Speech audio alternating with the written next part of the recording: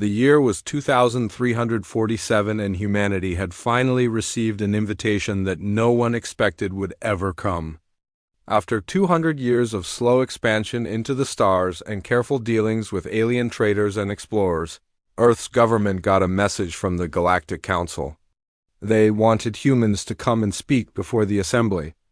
They wanted to discuss whether humanity deserved a seat among the great civilizations of the galaxy. Ambassador Nathan Cole stood on the bridge of the diplomatic ship called the Endurance and watched through the viewing window as the ship dropped out of hyperspace. Before him hung the Council's homeworld, a planet called Veloria that orbited a pale blue star. Nathan was 53 years old with gray hair at his temples and tired lines around his eyes.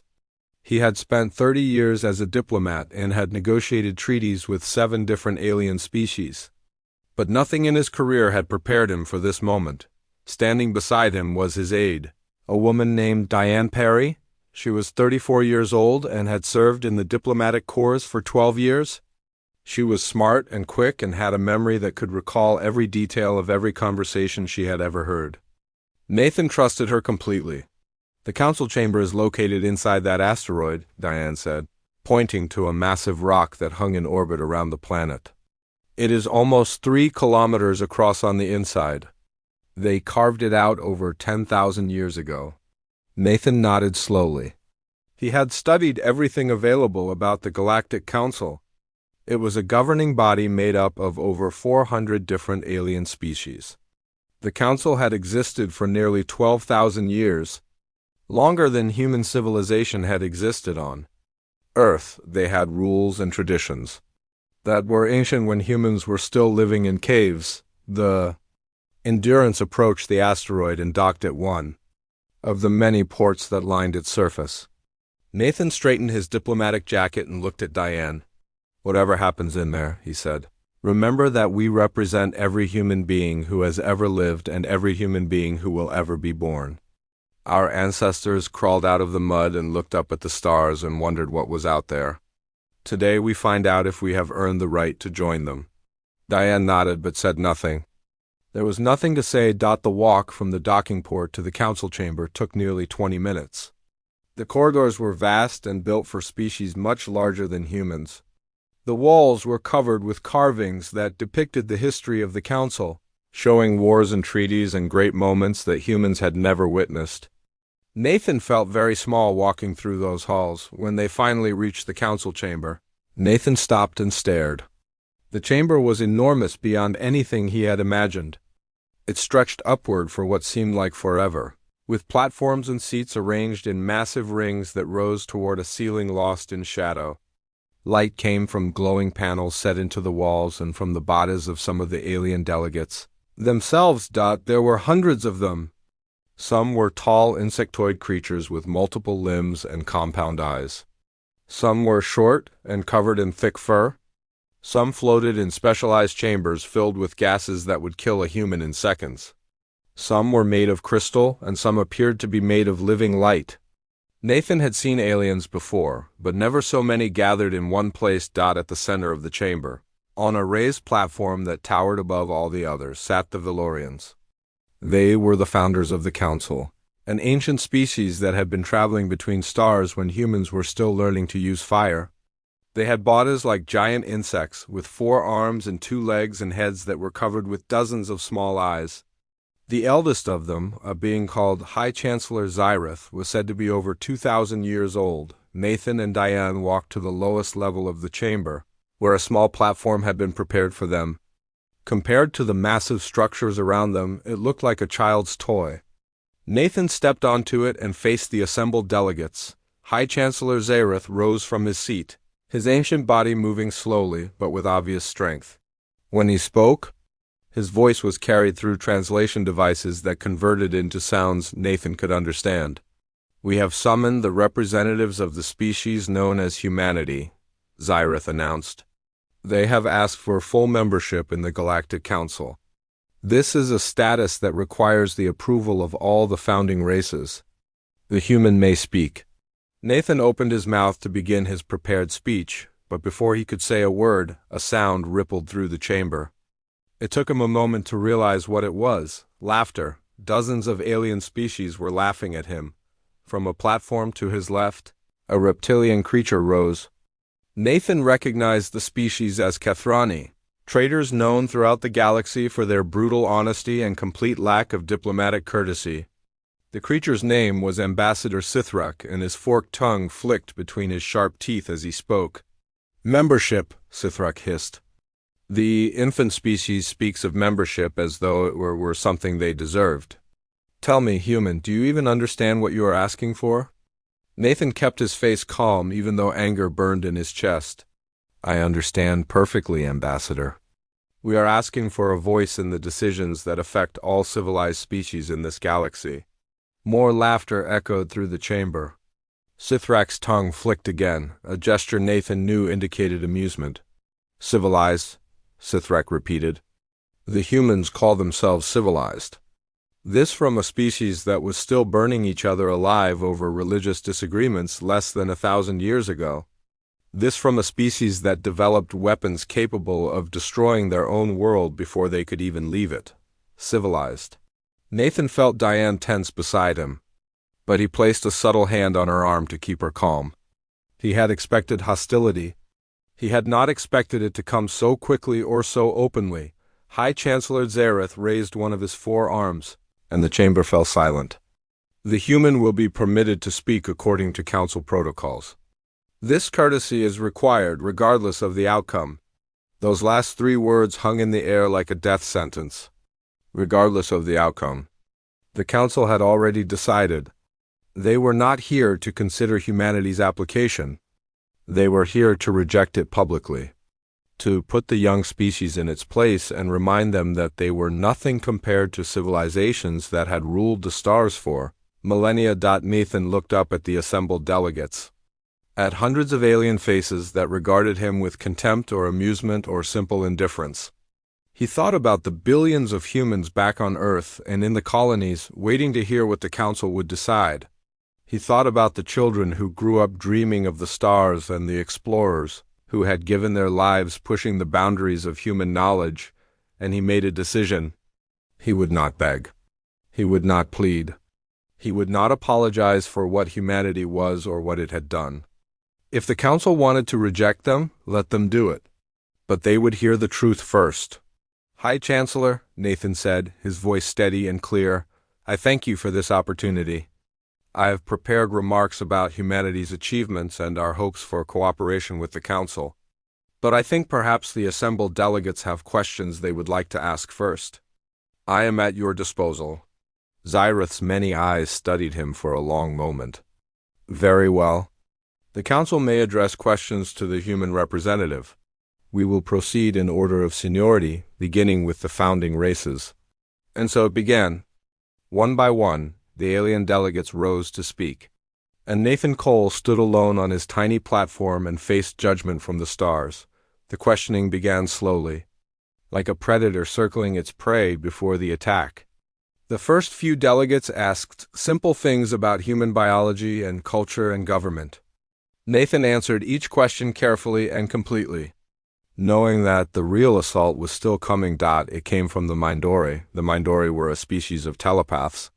Beings that existed as shifting masses of glowing tissue inside specialized containment fields. They had been reading minds across the galaxy for over 8,000 years, and they considered themselves experts on the nature of consciousness. Their representative floated forward in its chamber, and when it spoke, the words appeared directly in Nathan's mind before the translation system could process them. "We have observed humanity for 3 of your centuries," the Mindori said. "We have touched the minds of your people when they did not know we were watching. We have seen what you truly are beneath the polite words and careful diplomacy." Nathan said nothing. He simply waited.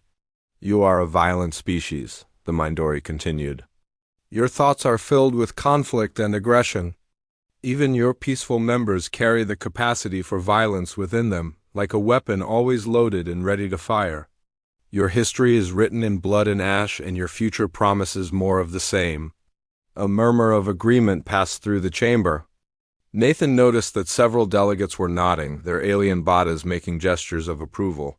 "The Mindori do not exaggerate," said another voice. This one came from Counselor Head of the Volnorian Collective. The Volnorians were crystalline beings, their bodies formed from minerals that grew and changed over centuries. They moved slowly and thought even more slowly. But they were known for their careful analysis and their long memories. "We have studied human history in great detail," Het said, her voice like glass scraping against stone.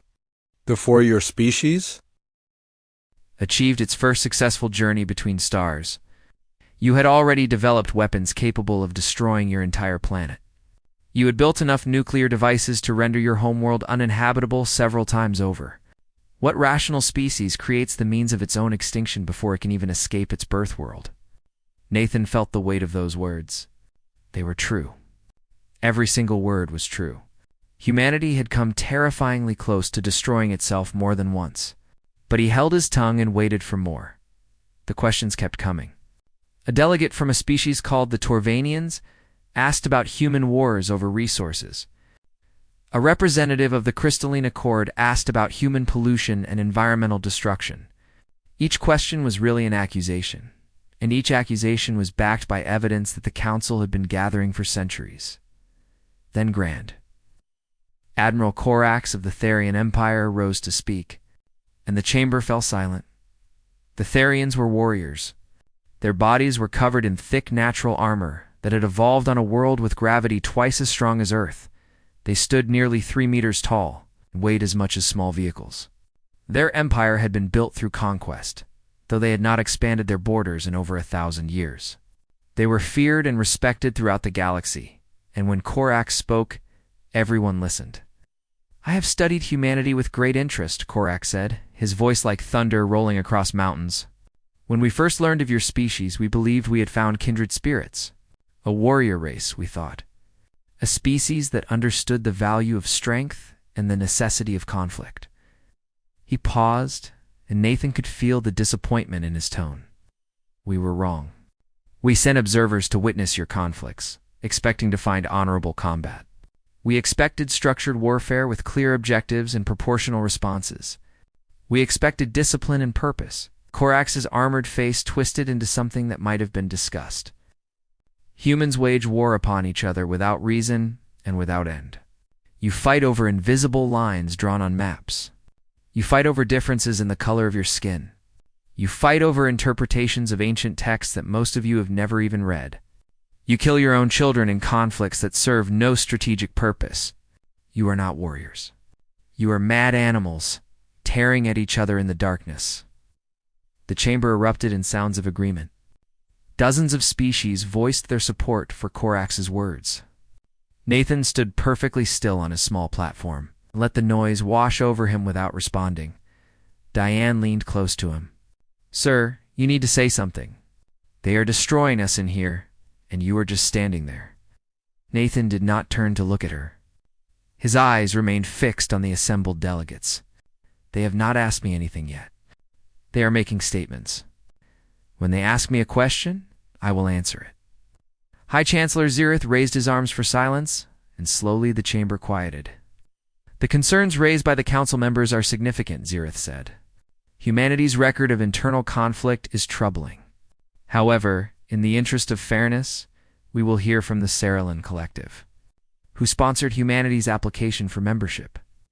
From a platform in the middle rings of the chamber, a delegation of Ceruleans rose.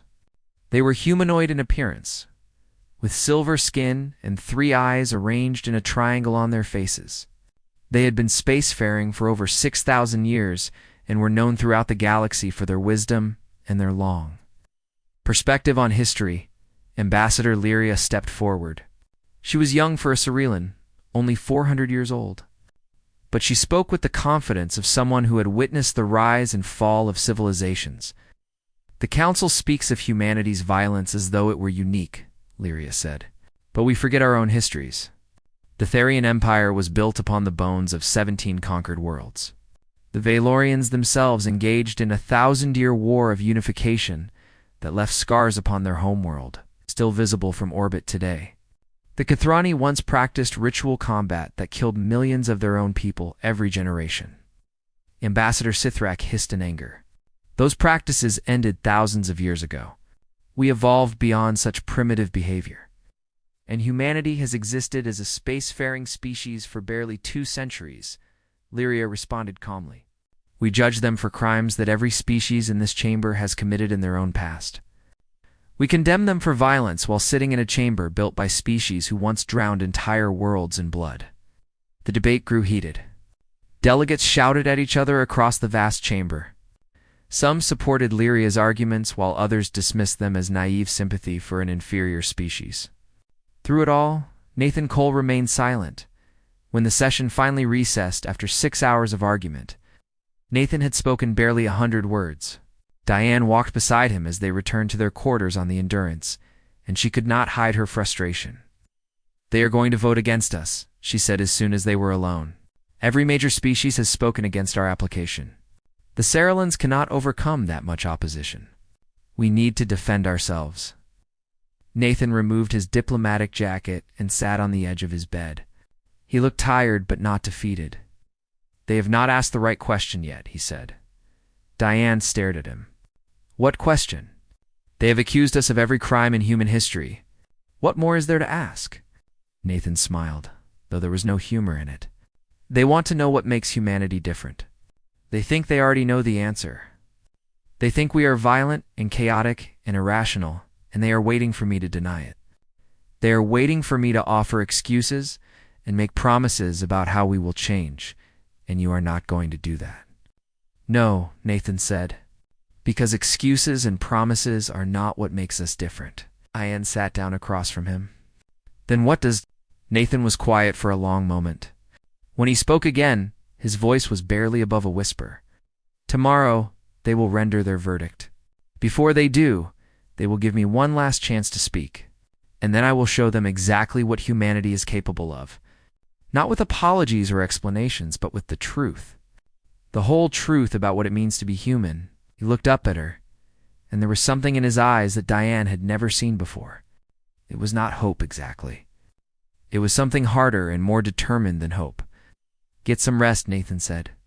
Tomorrow we find out whether the galaxy is ready for us.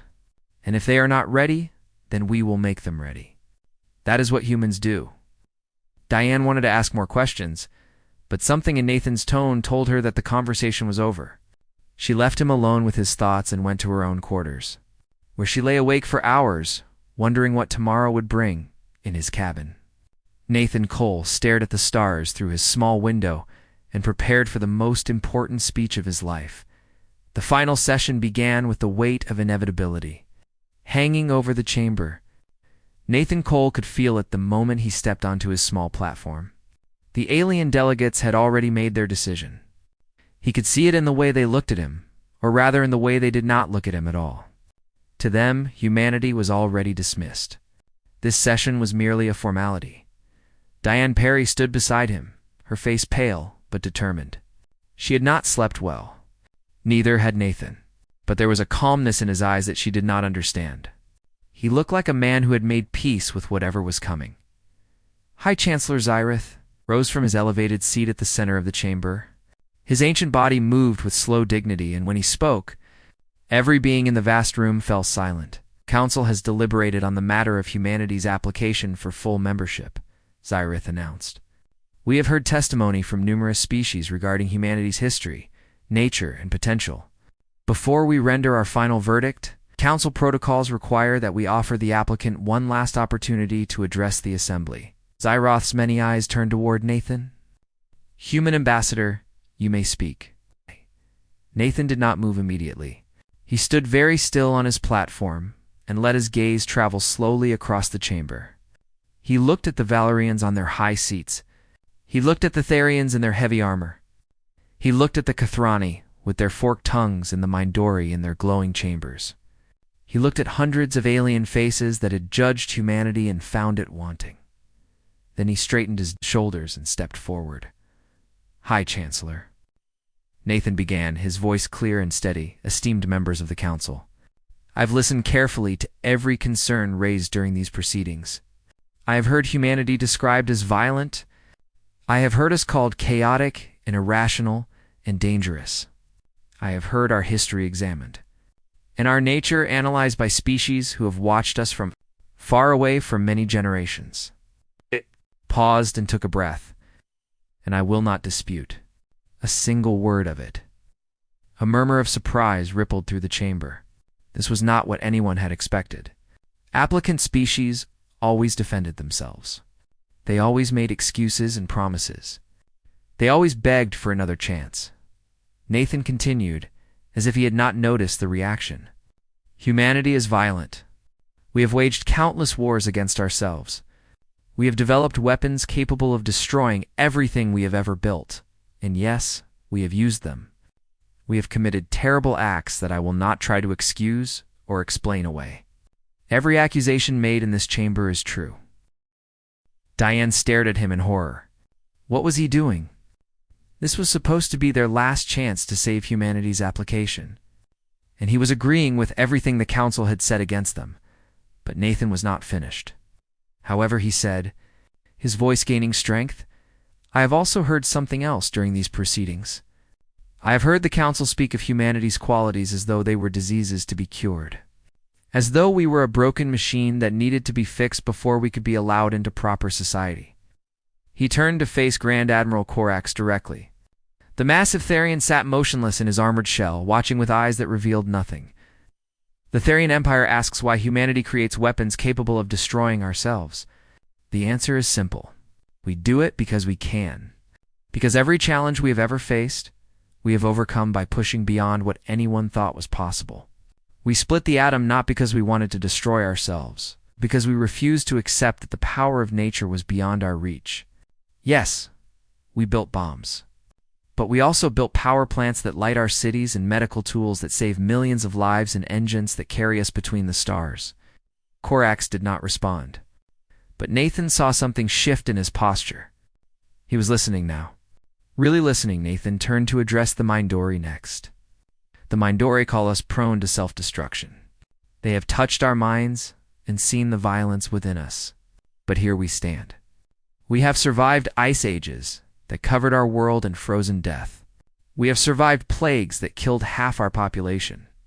We have survived world wars and famines and disasters that should have ended our species 100 times over. Every generation of humans has faced threats that seemed impossible to overcome, and every generation has found a way forward. Not because we are special or chosen by some higher power, but because we simply refuse to die quietly. The chamber was completely silent now. Every delegate was focused on the small human standing alone on his tiny platform. Nathan turned to face TIE Chancellor Zyrith directly.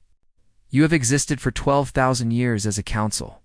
In that time, you have achieved stability and peace and prosperity on a scale that humanity can barely imagine. Your accomplishment is remarkable, and I do not diminish it. He paused, and when he spoke again, his voice was softer, but somehow more powerful. I must ask, at what cost? Zyrith's compound eyes narrowed. Explain yourself, human. In all those thousands of years, Nathan said, how many of your member species have pushed beyond their boundaries? How many have invented something truly new? Your technology has advanced slowly, building on the same foundations that were laid down by the Council's founders long ago. Your borders have remained the same for 3,000 years. Your population levels are carefully controlled within precise limits. You have achieved perfect stability. You let the word hang in the air for a moment. The Council calls it stability. I call it stagnation. Gasps and angry murmurs erupted from several delegations. No applicant species had ever spoken to the Council with such audacity. Diane felt her heart pounding in her chest. Nathan had just insulted the most powerful governing body in the galaxy, but Zyrith raised his hand for silence. And the chamber quieted. The ancient Valorian studied Nathan with an expression that was impossible to read. You speak of stagnation as though it were a flaw, Zyrith said. The Council has maintained peace across 400 species for millennia. We have prevented wars that would have killed trillions. We have guided civilizations through crises that would have destroyed them. This is our purpose and our pride, Nathan nodded respectfully. And you have done it by eliminating risk, by smoothing every sharp edge and controlling every unpredictable element. You have survived by refusing to change. And humanity is different. Xerath asked. Nathan smiled, and there was something almost fierce in his expression. Humanity has been traveling between stars for barely 2 centuries.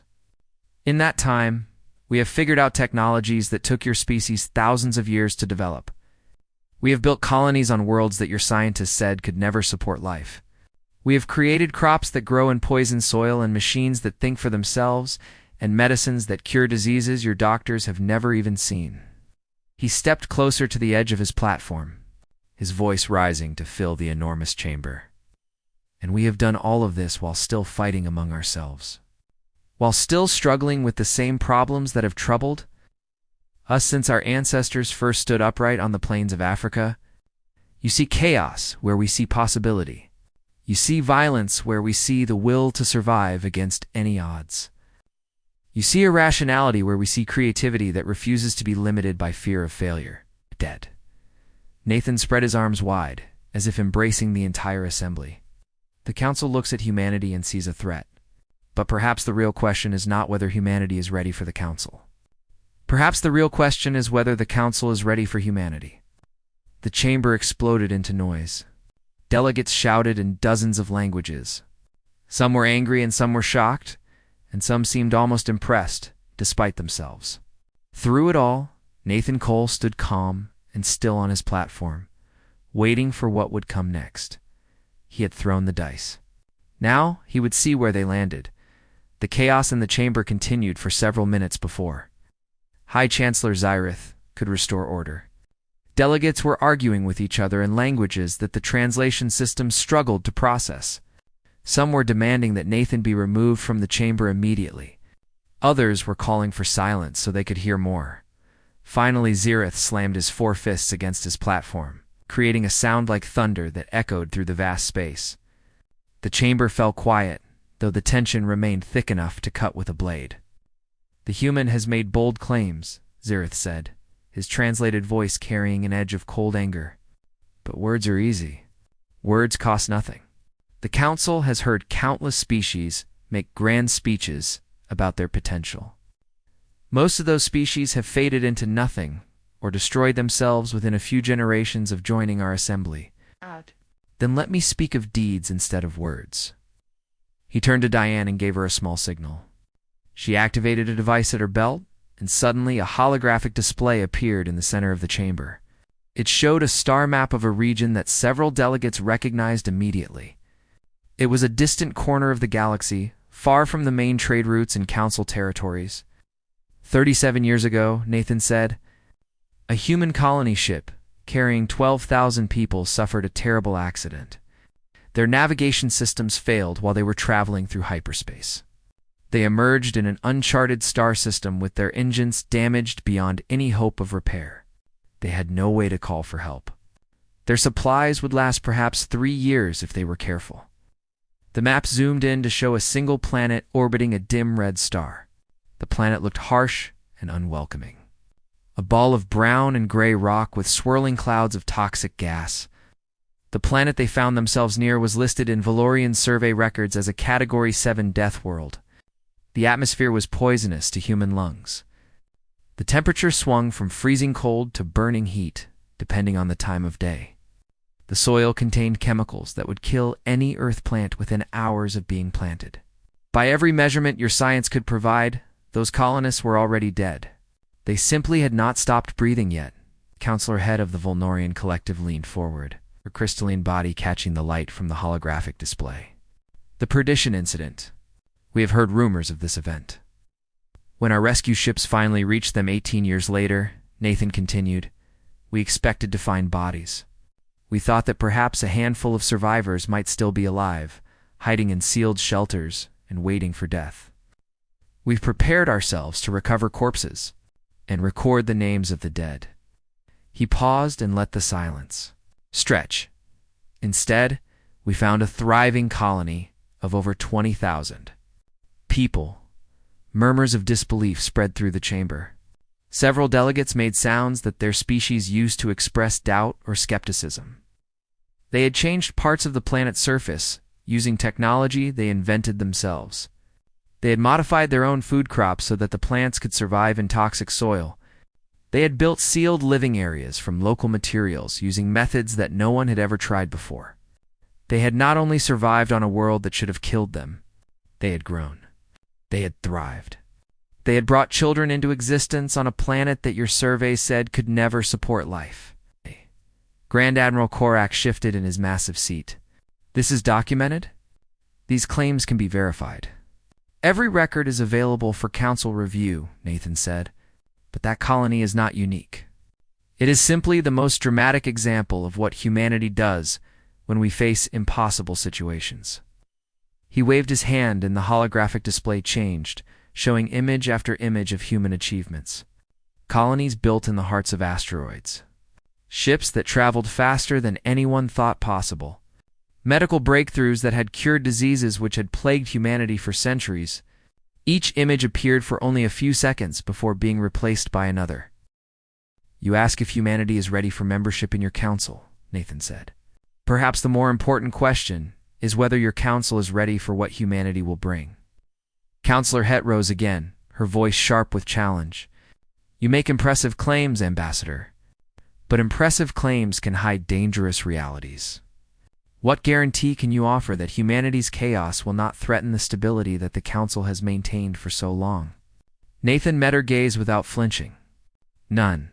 The single word sent a wave of shock through the chamber. Delegates who had been leaning forward in interest now pulled back in alarm. I can offer you no guarantee, Nathan said, because no honest guarantee is possible. Humanity will change things. We cannot help ourselves. It is simply who we are. We will question your traditions. We will challenge your assumptions. We will push against boundaries that you have considered settled for thousands of years. He began to pace slowly on his small platform, his voice growing stronger with each word. Some of what we attempt will fail. Some of it may even cause harm. We will make mistakes because we always make mistakes. We are not perfect beings, and we do not pretend to be. We are messy and complicated, and yes. Sometimes we are violent and irrational, and everything else you have accused us of being. Then why should we accept you? Zereth demanded. Why should we invite chaos into our carefully ordered civilization? Nathan stopped pacing and turned to face the High Chancellor directly. Because the galaxy is not as safe as you believe it to be. The words hung in the air like a warning. Somewhere out there, Nathan continued, beyond the borders you have mapped and the territories you have claimed, there are dangers that your stable civilization is not prepared to face. There are threats that your careful planning and your ancient protocols cannot predict or prevent. And when those threats come, you will want allies at your side who have never learned how to accept defeat. He pointed at the assembled delegates. Sweeping his arm across the entire chamber, the Mindori read our minds and see violence. The Therians study our wars and see chaos. The Valorians analyze our history and see a species always on the edge of destroying itself. But none of you see what we see when we look in the mirror. And what is that? Zyrith asked. His voice was quieter now, almost curious despite his obvious anger. Survivors, Nathan said. We see survivors. We see beings who have crawled up from the mud of a single ordinary world and refused to stop reaching for the stars, no matter how many times we fell along the way. You call us young, and you are right. We are young. But we are also hungry in a way that species who have known safety for thousands of years can no longer understand. He straightened to his full height, which was not impressive compared to most of the beings in the chamber. But somehow he seemed larger than before. You may vote to reject our application. You may decide that humanity is too dangerous or too unpredictable or too young to join your ancient assembly. That is your right. But understand this clearly. His voice dropped to a tone that was almost soft, but every word carried the weight of absolute certainty. We will not disappear. We will not quietly accept a place on the edges of galactic civilization. We will continue to grow and learn and reach beyond every limit that is placed upon us. And one day, whether you welcome us now or reject us today, humanity will stand among the stars as your equals. He fell silent and waited. The chamber was completely still. No one moved. No one spoke. Every being in that vast room was staring at the small human who had just challenged the most powerful governing body in the galaxy. Then Grand Admiral Corax began to rise from his seat, and Nathan Cole prepared himself for whatever was about to happen next. Grand Admiral Corax descended from his platform with heavy steps that echoed through the silent chamber. His armored body cast a long shadow across the floor as he moved toward the small human standing alone at the center of attention. Every eye in the room followed him. Every breath was held. Nathan Cole did not step back. He did not flinch. He stood his ground and watched the massive warrior approach until Corax stood directly before him, towering over the human ambassador by nearly 2 full meters. For a long moment, neither of them spoke. Corax studied Nathan with eyes that had witnessed 1,000 battles and judged 1,000 enemies. Nathan looked back without fear, without apology, without anything except calm determination. Then Corax spoke, and his voice was different than before. The contempt was gone. Something else had taken its place. In 3,000 years of council membership, Corax said, "I have never heard an applicant species address this body with such boldness. Most species come here with their heads bowed, begging for acceptance. They make promises they cannot keep. They offer apologies for things they cannot change. They grovel." He leaned closer to Nathan, close enough that the human could see the scars that marked the Therian's armored face. "You do not grovel, human. You do not beg. You stand before the most powerful assembly in the galaxy, and you declare your intent to prove your worth through action rather than submission." Nathan met the alien's gaze without wavering. "Then let my words be received as exactly that. A declaration."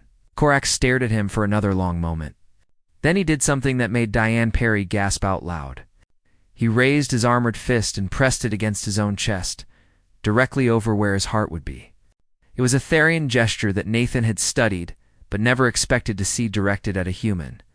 It was a sign of recognition between warriors who considered each other worthy of respect. "The Therian Empire withdraws its objection to humanity's application," Corax announced, his voice booming through the chamber. Chaos erupted. Delegates shouted in dozens of languages. Some were angry, and some were confused, and some seemed to be cheering. High Chancellor Zyrith called for order again and again, before the noise finally began to fade. "This is highly unusual," protested Councillor Head. "The Grand Admiral cannot simply withdraw a species objection without consulting the full Therian delegation. I speak for the Empire in matters of war and honor," Corax replied, without turning away from Nathan. "And I recognize both in this human's words. Humanity does not beg for acceptance. They declare their intent to earn it. That is the way of true warriors, and the Therians will not stand against such a declaration." From across the chamber, Ambassador Lyria of the Ceruleans rose to speak. "The Cerulean Collective stands by our original support for humanity. We have watched them since their first radio signals reached our listening stations. What we have seen is a species of remarkable strength and creativity. They are young, and they are flawed. But they are also exactly what this council needs. A reminder of what we once were, and what we might become again, if we remember how to take risks." One by one, other delegations began to shift their positions. The Mindori, who had been among humanity's harshest critics, announced that their telepaths had sensed something unexpected in the human. Ambassador, during his speech, "Human believes every word he spoke," their representative projected into the minds of all present. "He believes that humanity will find a way forward no matter what we decide today. Such absolute conviction is rare among any species. It may be valuable." The debate continued for hours as delegates argued and negotiated and changed their votes. Nathan stood on his platform through all of it, watching and waiting. Diane stayed at his side, her earlier fear slowly transforming into something like hope. When the final vote was called, humanity's application for full council membership passed by a margin of 12 votes. It was the narrowest approval in the entire history of the Galactic Council. As the chamber began to empty, High Chancellor Zyrith descended from his elevated platform and approached Nathan Cole. The ancient Valorine moved slowly, but there was a weight to his presence that demanded attention. "You took a tremendous risk today," Ambassador Zirith said. "If Grand Admiral Korax had not responded as he did, your strategy would have failed completely. Your species would have been rejected and humiliated." Nathan allowed himself a small smile. "With respect, High Chancellor, I was not gambling on the Grand Admiral's response. I was counting on it." Zirith's many eyes studied him with new interest. "Explain." "Therians have been watching humanity since our first conflicts between star systems. They have seen us fight against odds that should have crushed us. They have watched us refuse to surrender, even when surrender was the only logical choice. I did not try to change Korax's mind today. I simply reminded him of what he already knew, but had become too comfortable to remember." Zirith was quiet for a long moment. "You understood us better than we understood ourselves. That is what humans do," Nathan said. "We study. We learn. We adapt. And when the situation requires it, we take risks that more careful species would never consider."